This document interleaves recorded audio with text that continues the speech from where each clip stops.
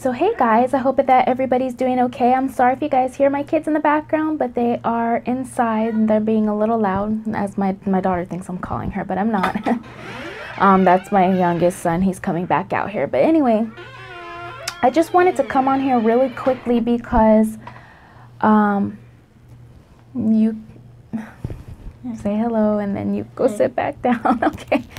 I just wanted to come on here really quickly because I had a couple of inspired thoughts like I always do on my heart, and I just had a few things that I wanted to say. I will say that today I'm feeling a little bit better. Not that I've been feeling sick or that I've been feeling really bad, but when you come to know Christ, you will know exactly what I'm talking about when you're feeling very spiritually pressed. And that's just what's been happening to me as of lately for like the last couple of weeks. And so, you know, I was sitting here thinking, I was doing my Bible study, I was writing down a few notes from Isaiah chapter 55, and I'm so glad that God brought me to this chapter, because I'm telling you, if this chapter wasn't for me today, I don't know what was. Hold on, my son needs something. Okay, I'm so sorry about that, guys. So,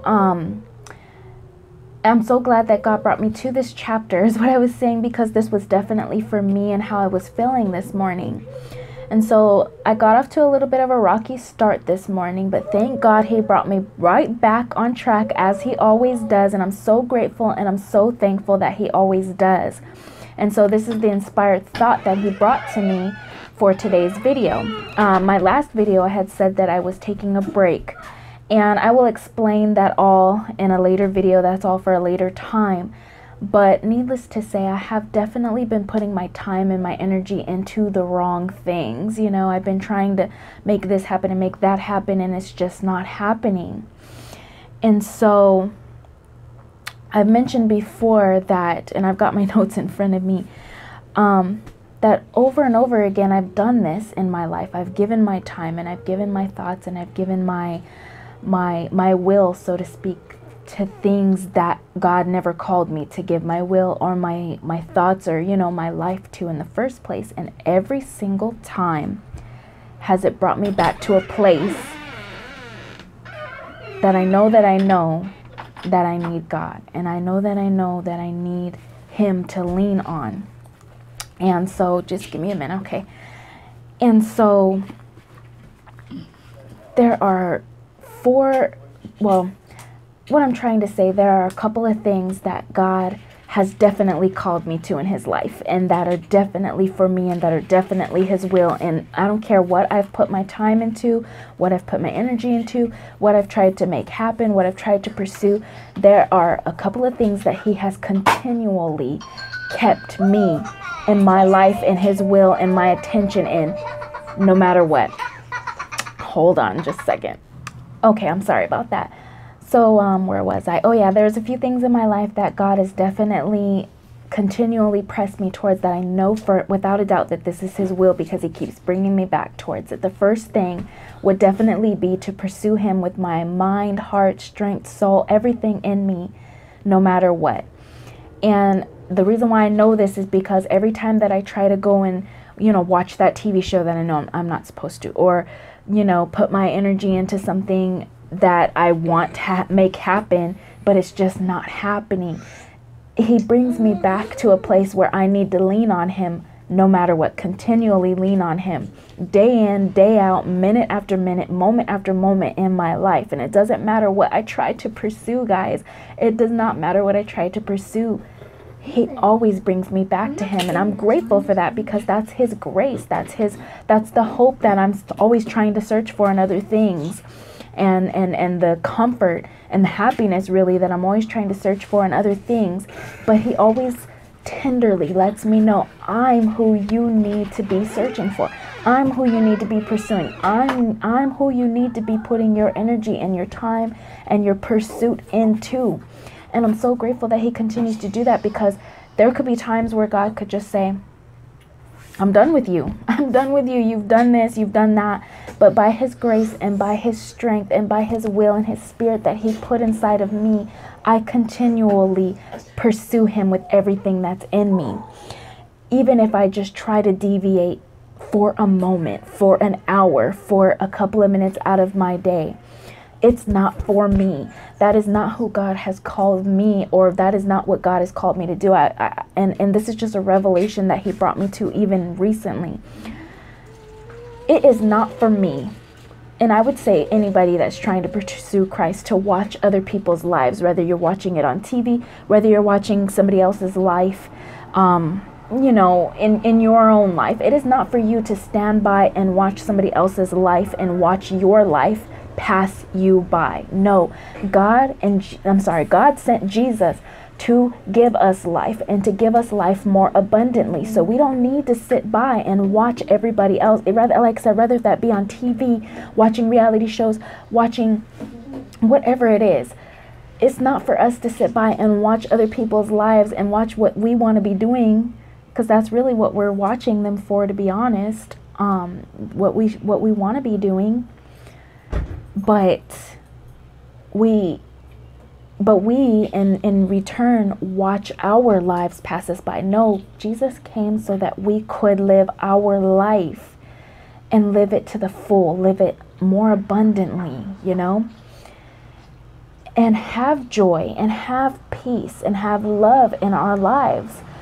We have a life that God has for us. We have the perfect life that God has created for us to have. Why watch somebody else's life when you have a beautiful life that he's given you? And I had to learn the hard way on that, because as much as I love to watch different things, and you know, every time that I try to do that, I watch my life pass me by. I watch my time pass me by. And we only have a certain amount of time here to do the things that God has called us to do. And I'm sorry, I'm not interested in it passing me by. And you shouldn't be either. And so that would be the number one thing. Pursuing God with everything inside of me. Every moment that I can pursue him, not wasting time. The second thing would be being a godly wife. If I step out of line even for a moment, I am immediately convicted, and God brings me back to that godly, submissive wife place that he's called me to be and have. And it may sound crazy, especially to a world where the wife shouldn't be submissive, the wife shouldn't be this, the wife shouldn't be that. But when I'm quiet and I'm submissive like the Bible tells me to be, I'm at peace. I'm more happy than if I'm the wife that's blowing up and trying to dominate over my husband and trying to be the leader and trying to lead over him. It definitely brings me to a place where I'm not at peace. And so to be in peace and to be that in that role that God has called me to be, in that godly submissive role, it brings joy and peace into my life, and it makes my whole family at peace, you know. And I'm also providing that godly example for my daughters, and that godly example for my sons to choose a good godly wife as well. So it's not just benefiting me, but I'm also benefiting my whole family and even the people around me, you know. So it's a good thing all around. The third thing would definitely be being a godly mom, teaching my children in the way that they should go. Every day do I see these children, the future of this world, just crashing, you know. It's getting worse and worse and worse and worse and worse. So you need to continue to be that good godly mom that God has called you to be, no matter what. Pray with your children every night. Teach them the word. If they're doing something wrong, don't be afraid to correct them or to let them know to go in the right way.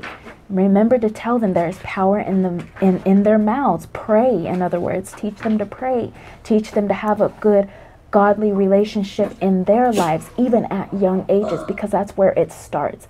There is so much corruption in our children's lives, you wouldn't believe it. There are things that we don't even know that are going on in our young children's lives. So we need to continue to be those good, godly moms and dads that God has called us to be. And then the last thing would be my ministry.